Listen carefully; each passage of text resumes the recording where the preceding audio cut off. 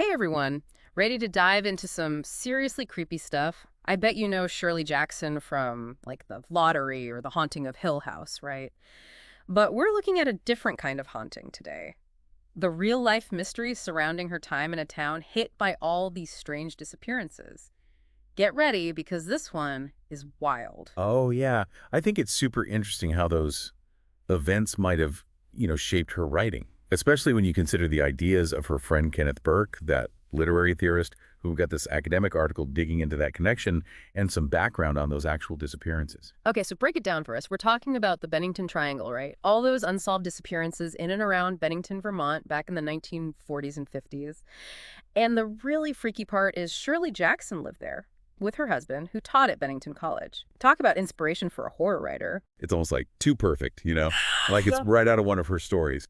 But what's really grabbing my attention is how the timing of those disappearances lines up with Jackson's rise as a writer and her friendship with Burke. Mhm. He was a big name in literary circles, and his ideas about how social dynamics work might have really, gotten into Jackson's writing. Okay, so let's talk about those disappearances. Can you imagine just vanishing? No trace. That's what happened to Mitty Rivers, this local guide back in 1945. He was leading a hunting party and just disappeared in the woods. Gone. Poof.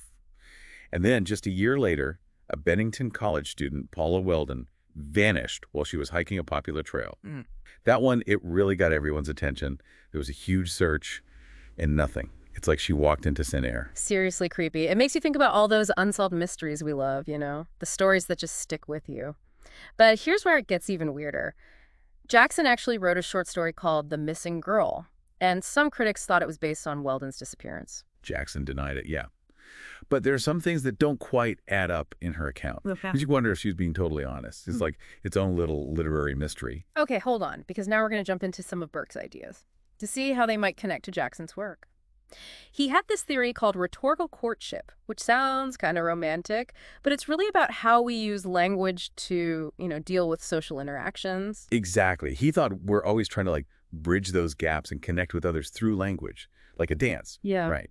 We're figuring out how to relate and, find our place in the group. Okay, yeah, I can see that. But how does this connect to hierarchical psychosis, which sounds a little intense? Well, Burke argues that social hierarchies, those systems of ranking and status, they create a kind of anxiety Hmm. or even like a sense of madness. You're always trying to figure out where you fit in, and sometimes you feel guilty, even threatened by those who are different. Hmm. That's the psychosis part. Hmm. So it's how those social structures can really get in your head, right? How does this show up in Jackson's stories, though? Like, specifically in The Missing Girl?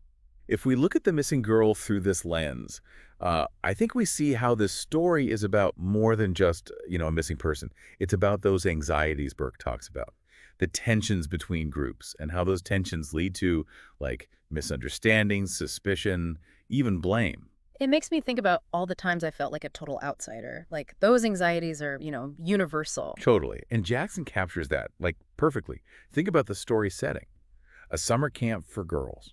It's this little miniature society with its own strict hierarchies and social rules. Yeah, you've got the campers, the counselors, the townspeople, everyone trying to figure out where they belong. And within the camp itself, there are even more. Mhm. The older girls, younger girls, popular ones, outcasts. It's just, it's practically designed for social tension. Okay, now I'm seeing how Burke's ideas about social dynamics start to fit in.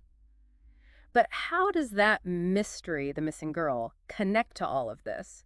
Does she, stand for something bigger than just, a missing person? That's the big question. And I think Burke's ideas help us, unlock it. Let's look closer at the story itself, those little details that reveal those hidden anxieties and power stuff. One thing that really jumps out at me in The Missing Girl is how the adults, the counselors, they have a hard time describing her. They say things like, oh, she was just one of the girls. They never really saw her, as a person. Yeah, that's so true. It's like she was already missing in a way before she even disappeared. Exactly. And I think that goes back to Burke's idea about how those hierarchies can wipe out your individual identity. In this case, it's the hierarchy of the whole camp, right? Where girls are just seen as this group, not as individuals.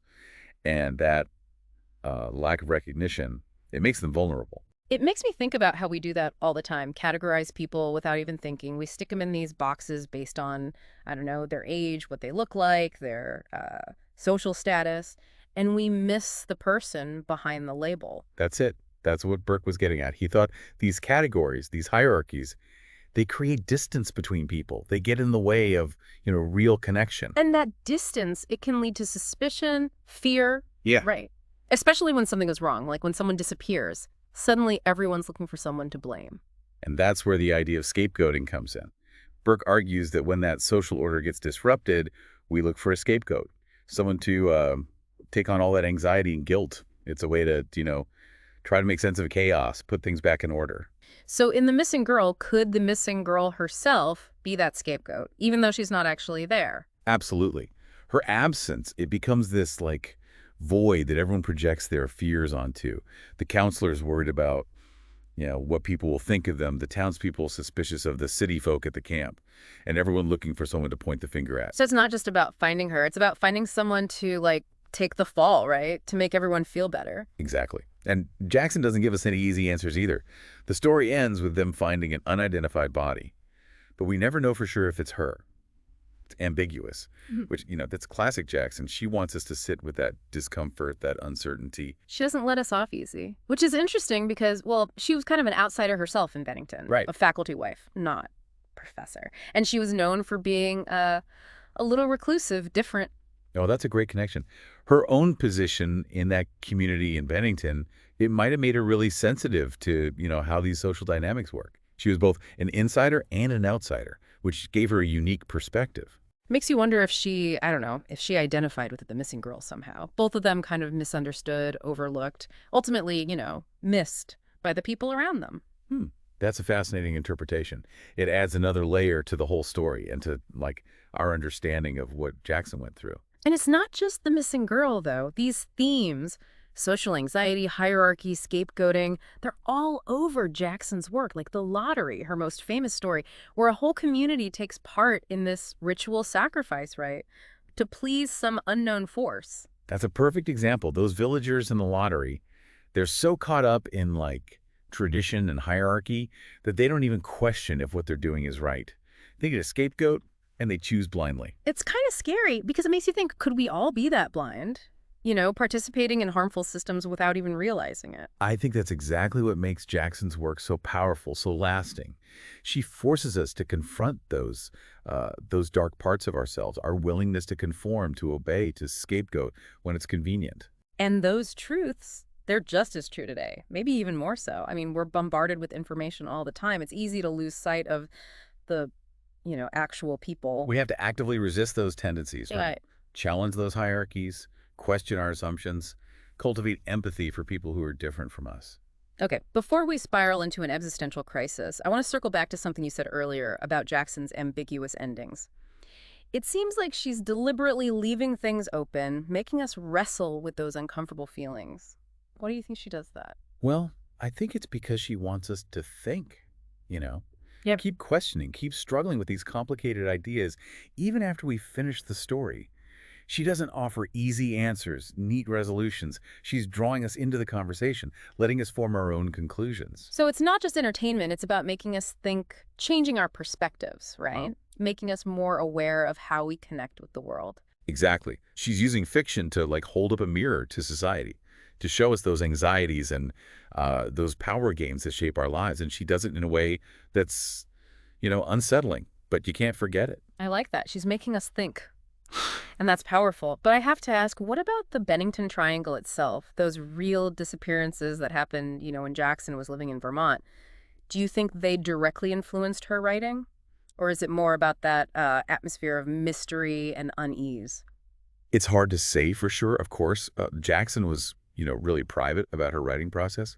But I think it's safe to say those disappearances, they must have gotten to her. I mean, they were part of life in Bennington, hard to ignore. Especially for someone like Jackson, who was tuned in to the dark side of people, all the creepy stuff under the surface of everyday life. Right. Even if she didn't base her stories, directly on those disappearances, they probably added to her sense of unease, the fragility of life, the mysteries that are always there, just out of sight. That's a really good point. It's like those disappearances, they became part of the town's, I don't know, collective subconscious, created this feeling of anxiety, uncertainty everywhere. And Jackson was amazing at capturing that in her writing. Totally. She had this incredible knack for tapping into those basic fears we all have. Mm. Feeling vulnerable, isolated, those feelings that can just like sneak up on you. It's like she was writing about being human, but with this added layer of the uncanny, I don't know, the unsettling, just out of reach. It's kind of wild, right? But started talking about spooky disappearances, but now I'm thinking about something, I don't know, deeper. Those hidden things that like shape our lives. Those hierarchies and anxieties Burke was so into. It's interesting how these themes, they pop up in our everyday lives, even if we don't notice them. Think about, like, the workplace. Hierarchies everywhere. All those unspoken rules about who's got the power. Oh, totally. You see it all the time, right? Yeah. Meetings, promotions, who gets to talk, who gets ignored. And when something goes wrong, everyone's trying to find someone to blame. Easier than admitting the system itself might be messed up. It's like shoot the messenger, Yeah. right? Blame the person, not the problem. Exactly. And that's what Jackson is so good at showing us, how those patterns of like blame and scapegoating, they can happen anywhere. Even a summer camp, a place that's supposed to be like idyllic. Okay, so we've talked about the bad side of these hierarchies, these anxieties, but can we, like, break free? Or are we just stuck repeating these patterns forever? That's the big question, right? Burke thought awareness was, step one. Got to see those patterns in ourselves and in the world. To be more mindful, self-aware. Yeah. And question those assumptions we make about people, based on their status or where they are in some hierarchy. You see the person, not the label. Right. And realize that we all have a part to play in, breaking down these systems. It starts with how we act, the choices we make every day. That's a good point. It's not about blaming others. It's about, like, taking responsibility for our own actions, how we contribute to all of this. Exactly. And having the guts to challenge those hierarchies. Speak up when something's unfair. Push for a better, more compassionate world. It's funny, talking about all this, I keep thinking back to those disappearances in the Bennington Triangle. Those mysteries we may never solve. Yeah. Like they almost represent the ultimate unknown, the big mystery we all face. And maybe that's what makes them so, I don't know, so fascinating, so creepy. They remind us that some things we'll never really understand. And that's okay. Sometimes those questions without answers, they're the most important ones. The ones that keep us searching, keep us curious, keep us engaged. This deep dive has been amazing. What's, like, your biggest takeaway? What really stands out to me is how relevant Jackson's work still is. Her stories, they're not just scary stories. They're these deep explorations of what it means to be human, our anxieties, fears, and how we're capable of both good and bad. And she doesn't shy away from those unsettling questions, those mysteries that stay with you. Nope. She wants us to keep thinking, keep questioning, keep looking for those deeper truths about ourselves and this world we live in. Well, as we wrap up our deep dive into Shirley Jackson and the Bennington Triangle, here's something to think about. What hierarchies and social anxieties are you dealing with in your own life? What can you do to challenge those structures and, make the world a little bit better? It's a question worth asking over and over.